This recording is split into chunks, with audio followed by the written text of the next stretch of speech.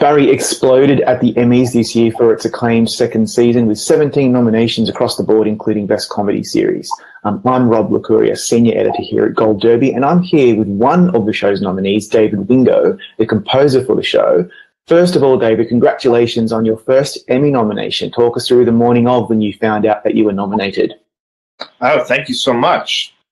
That morning I was walking my dog and I didn't even bring my phone.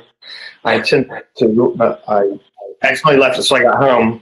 I didn't even know they were announcing the Emmys that morning, I have to admit. I wasn't aware. So I had a lot of texts when I got home. And my first reaction was confusion, and then it was kind of looking it up, making sure that so I was asking somebody to send me a link. It's like, what? Is this a widespread practical joke amongst people who don't know each other on me right now? I was very surprised. I just didn't think comedies don't usually get recognized in the music category. Half-hour shows don't usually. So that's probably why I wasn't even aware that it was happening that morning. Yeah, it wasn't necessarily on my radar. So I was very, very excited. It's a good point because when you look at the nominees, and just for anyone who's watching, you're up against Jeff Beal for House of Cards, Adam Taylor for The Handmaid's Tale, Ramin Djawadi for Game of Thrones, and Siddhartha Khosla for This Is Us. They're such incredibly different style, but they're all hour-long shows. Most of them are epic, or they're they're very dramatic and serious. And your nomination is so lovely because it's a completely different nomination. We don't see it very often, and that's probably why you were so shocked and surprised, as you mentioned. But has it really sunk in now that the music branch of the Academy really thought it was worthwhile nominating your very distinctive music for Barry? Well, that's the part that makes me happiest, is just that when it's your own peers, that's who you would most like to get your validation from. Obviously, other people who are in your field and actually are listening to it and taking stock of it. So that feels great. Especially Barry's the first TV show I've ever even worked on. I've been working in film for almost 20 years. But so, whenever you're the new kid, it always is a feeling of always had that little bit of insecurity. I've never done this before. I hope I'm doing okay. And this kind of quells those insecurities to a degree, I think. Yeah, it's a nice pat on the back from your fellow professionals saying, yeah, we like what you're doing, actually, so keep doing that. I also think, Barry got 17 Emmys. Barry is extremely popular. Barry's very good. Is very smart all around. I think at a certain point, it's not to be falsely modest, but at a certain point, people are just also wanting to recognize Barry for, I think recognizing Barry in all the categories being recognized is just kind of a recognition overall for how solid of a show that they're making over there. Yeah, absolutely. It's and it really did seem to explode over season 2. Did you get a sense that the jump from season 1 to season 2 in terms of its acclaim and in terms of its feedback and people really, really enjoying it? What are you sensing from what you hear from other people? I think it's almost everyone I know seems to feel that it made a jump. I thought it made a jump. Just when I was reading the scripts, I thought so. I think it's about Bill and Alec establishing this tone, because I came onto the pilot of the first season pretty early on. It was helpful that we had I think a couple of months still before it was mixing to really get going on it and figure. And there wasn't that much music in that first episode. There's not that much music in any of the episodes. So it was really, we had those 2 months to really figure out the sound and the direction of the score and what the score was going to do, how it was going to help the show. And it was just this sense of them really figuring out the tone of this thing that they had made in this combination of melancholy and comedy and extreme darkness. The violence is never, usually most dark comedies, if you think of Tarantino and everything that came after Tarantino, the comedy and the violence are mixed in together, right? Like the violence has some comedic central. Barry's not, for the most part, not like that. Most of the violence in Barry is kind of separate from the comedy. It's treated very ugly and real. And so it's a really unique tone to have. And so I think that first season, this is a roundabout way of answering your question, but that first was a lot of it was like I kind of getting our footing with the tone, I think. And I think when there was so much acclaim for it, and it was winning Emmys that first season, Bill won the Best Actor, and it got so many nominations, and people seemed to really embrace it. I think they felt really solid and going forward with this tone of doubling down on how dark they were willing to go and how ugly they were willing to make Barry, the character of Barry. And and like, okay, we're good with this. Like, everyone's fine. Like, I certainly got to get a lot weirder with some of my music of this season than I felt free to do the first season. I think we all felt, and then, and just like anything, I think the actors all had lived in their characters and I just think when you get the kind of validation that got the first season, everyone feels ready to keep moving forward with what it was. So I just think it was just about settling into what it is and being more of what it was even in the first season. Yeah, that makes a lot of sense. And it always occurs to me when I'm watching the show that I think it would be quite challenging to strike that balance between how dark and dramatic the show can be, but also that it's ultimately a comedy and is actually very funny. And thinking about the music in particular and your role on bringing the tone forward, what are you doing in particular with your compositions to strike that balance? As you mentioned, that they're quite separate, those two tones, but what else are you doing musically to bring that out? Well, a lot of it is what I'm not doing. I'm not supporting the comedy hardly ever. And that was like an early decision. Pretty much coming in on it right from the bat, Bill was pretty certain of that he did not want it to be a, quote, comedy score. He didn't want to underscore the comedy too much with the music. So it was about really deciding that this is, we're doing a comedy, but the score is going to be serious. The score is really going to be the emotional support and reflect the anxiety and darkness. And so I think it really, when I look, it's hard to have perspective when you're working on something for a while, but when I look at it, I think it's that Barry does not express his emotions very much outwardly. He's so trying to hide who he is, and he does try, and he opens up to Gene more in the second season, then tries to open up to Fuchs, and then ends up being screwed over by Fuchs. And so it's Barry, and Bill just does an incredible job. I feel like acting with his eyes and his facial movements, and I think he's acting with his face, with the things that he cannot say. So I think the music really does a big purpose of the music in the show is to help the melancholy that Barry can't really express and has a hard time even completely accessing himself, and he's trying to avoid the things that he avoids about himself and let the music speak for it. I think that's a big part of what is helping set the tone that the music's being asked to do. And do you have any primary inspirations, maybe externally or from your other work, or anything else that you bring into the particular distinctive style of music that you're actually composing here?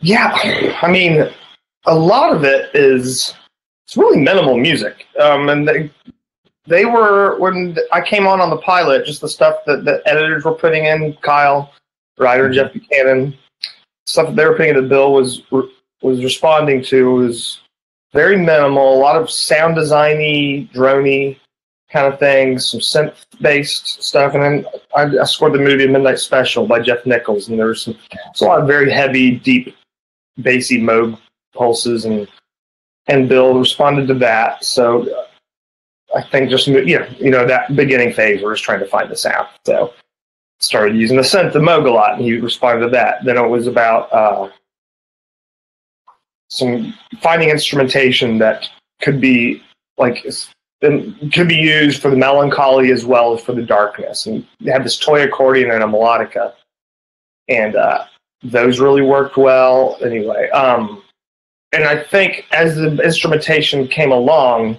I've always liked a lot of krautrock, like Can and Harmonia and Bud Dusseldorf, and I started thinking like there's like just the textural, that's music. So much of that music is just, it's all rhythm and texture, and forming kind of a world, but it still like has an emotional resonance, even though it's not usually melody is not always at the forefront of it. But for me, at least, it has an emotional resonance, and it kind of creates its own universe.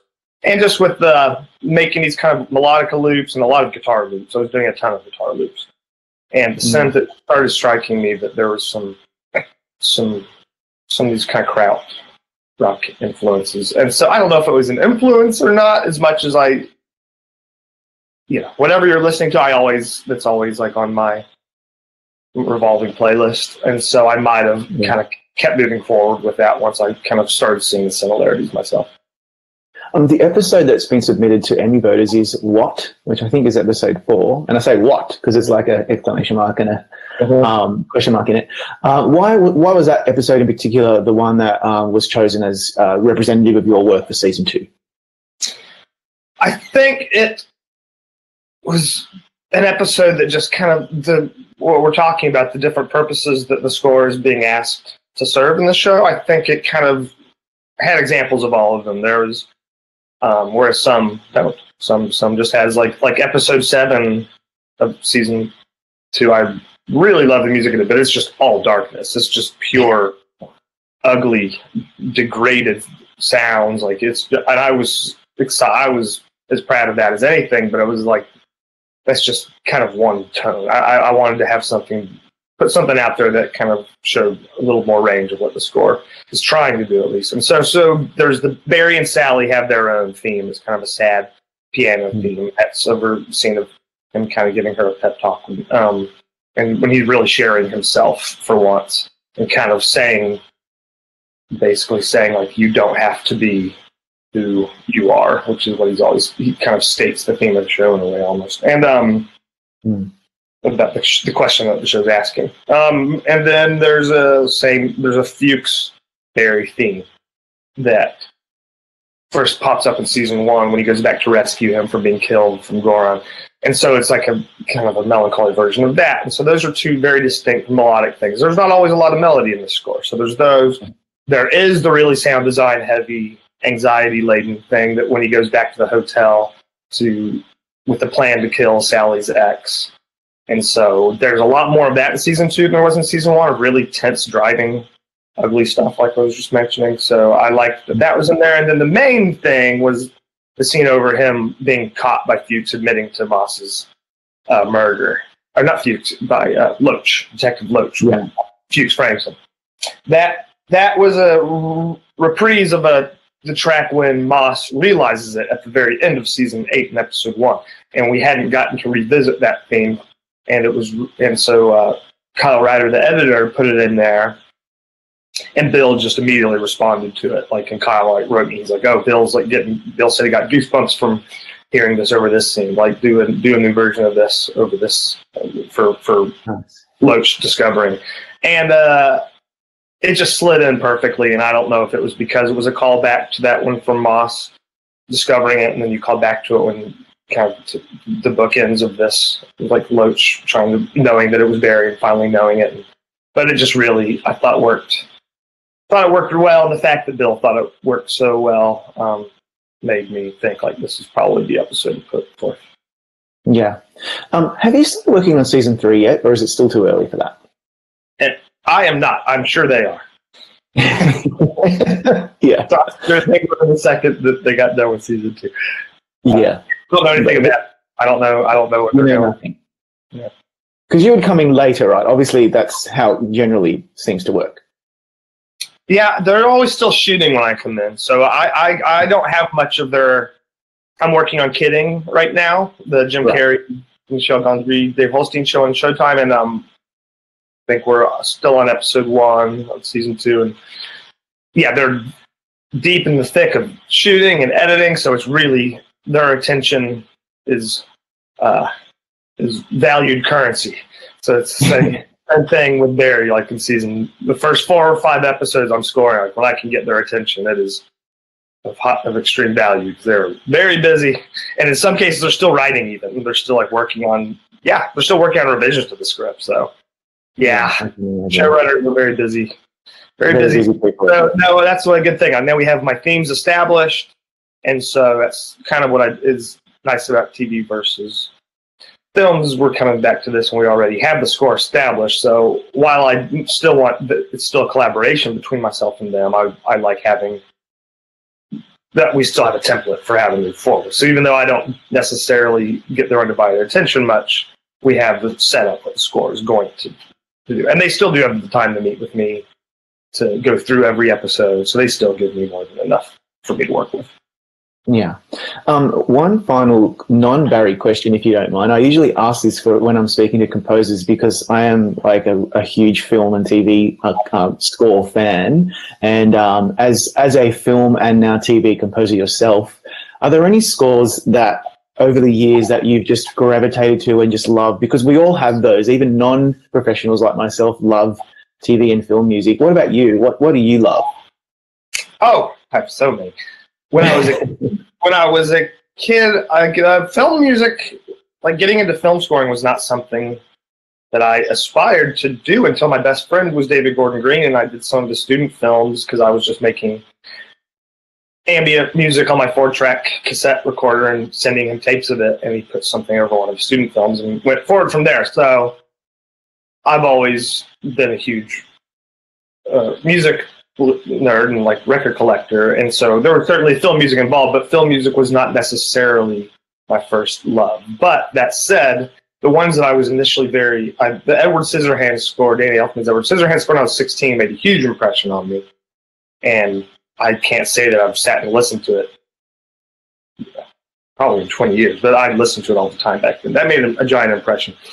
And then getting more into the classics, Morricone, Battle of Algiers, Morricone's score for that is one of my favorites of all time. Very beautiful. Heartbreaking, His Days of Heaven score is incredible.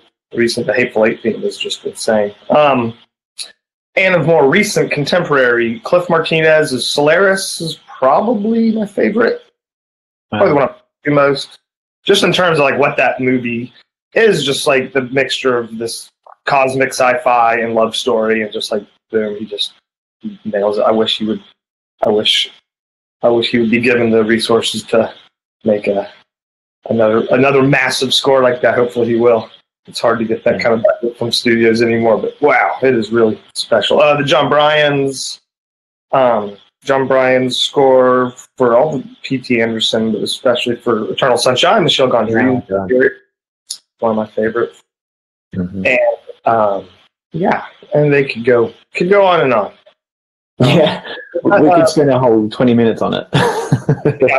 All of the Michael Nyman score for Peter Greenaway's movies were a big thing for me when I was in college. The Thief and Druffman's Blues. Yeah, there's Druffman's Blues. What's it? Druffman's Daughter? Yes, thank you. yeah, so good. Oh, I love Michael Nyman so much. But yeah, so compositional minimalism that goes with I think all that stuff, whether I knew it, was probably influencing me to a degree. Yeah, and that's like I think what I'm getting at. Even though as an artist you have your own voice, every professional and artist, I think, in their formative years would probably be picking up certain things as you're growing and learning and developing, and it's fascinating to know what you love and what you were really into as a younger person, because of now what we see in your output today, so it's fascinating. Do you agree that you're kind of like a sponge, and the more that you take in, the more that you might eventually output when you're working? Oh, certainly. I have not been active with my band in quite a while, but I had a band called Il Padrita for several years, and now that it's been some time, and I will listen to it very much, but occasionally end up putting it on, and I'm always surprised. Be like, oh, I was obviously listening to The Clientele a lot when I wrote that song. Like, I didn't realize it at the time, but like, yes, of course, there's the way that certain melodies and work, and if they work their way into your brain, and it just, when you're writing, it sounds good to you if that's what the hope is always that you can put out. Everything is just kind of a sum of its influences to a degree, I suppose. So the hope is that you're able to take in such a source, a disparate and unique source of influences, that out of it comes something unique, I guess, right?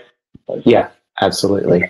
Well, David, thank you so much for your time today. Good luck at the Emmys. Fingers crossed for Barry, and hopefully we'll see you again for season 3. Thank you so much. I appreciate it.